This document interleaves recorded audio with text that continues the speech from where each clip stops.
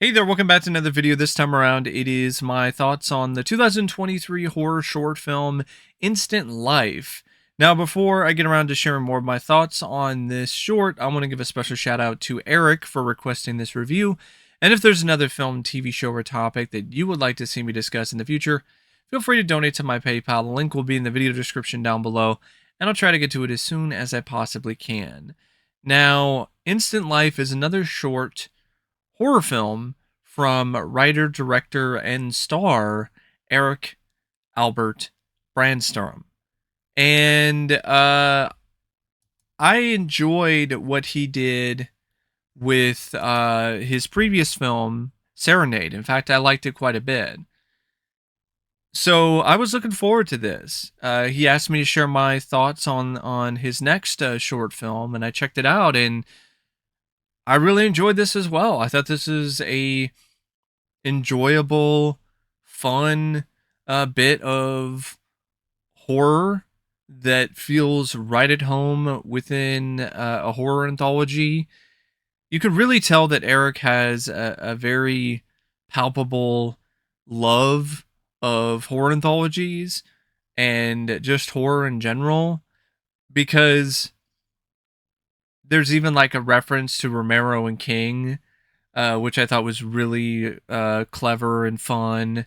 And the entire short really does feel like something that you could see on the new Creepshow, where you have this criminal who gets his just desserts in an outlandish and surreal and nightmarish fashion. And the plot is simple, but it's effective. You got this criminal, this robber.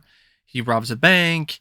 He's hiding out in some hotel somewhere. He gets a mysterious package that includes some sea monkeys, which are labeled Instant Life.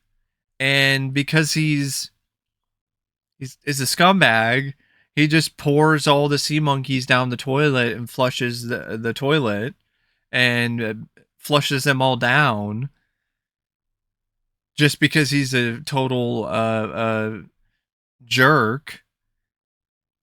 And what happens is, through some mysterious circumstance, one of the sea monkeys grows to immense size and becomes a bipedal monster, like a were sea monkey, in terms of like the look of it, kind of like, a werewolf, but this time it's like a sea monkey, and tracks down the guy and kills him, and takes his life. And that's really the gist of it. It's simple, but it works. It really does come across like something you would see in Creepshow or in a horror anthology. It's got the right amount of camp, the right amount of charm to it, as well as horror. It's definitely a short that definitely features a decent amount of blood. There's some good bits of blood and gore, and some practical effects by Ghoulish Productions. I want to shout them out, because for the low budget, I thought the creature effect, the monster suit, was pretty good, pretty decent. I've seen a lot worse from other productions that actually had more money to work with. And from a directorial standpoint, I think Eric once again did an excellent job with his framing, with his usage of shots in terms of the way that he moves the camera around the frame, or works with angles, or works with lighting. I truly do feel that Eric is a genuinely talented filmmaker, and I really am not only looking forward to what he does next, but also I'm hoping that somehow, some way, he gets the attention of like someone like Greg Nicotero or somebody in the industry, so that when the strikes end, he has an opportunity to do something with a bigger budget and with a larger scope, because I think he's a director who can really handle that. I mean, he's doing a lot with a little with these shorts with not a ton of money.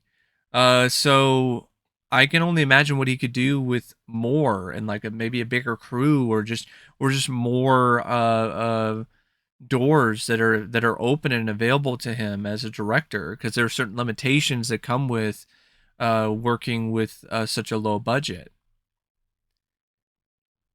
And I don't think he's that bad of an actor either. Definitely a lot better of an actor than I ever was in any of the films that I did for school, for college, or anything I've ever tried to do.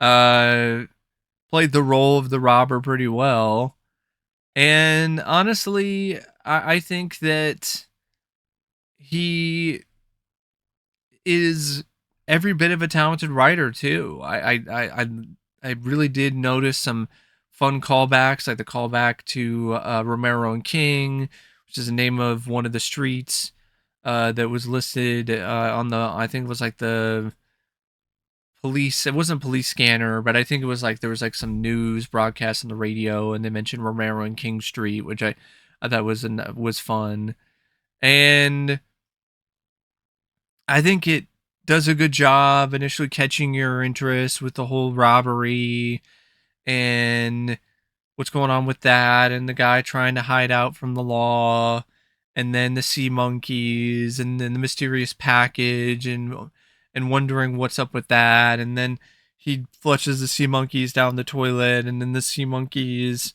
one of the sea monkeys, or maybe you could argue that all of them came to life and turned into this one giant sea monkey and then killed him later. I like the build up to it where like he drinks some of the water from this faucet and it causes him to vomit up a little sea monkey. He's having these moments where it seems like maybe he is not necessarily tapped into reality and he's seeing these sea monkeys in different places. Like there's one in his beer when he's at a bar, and then he goes to the hotel room, and then the big sea monkey comes in and takes him out.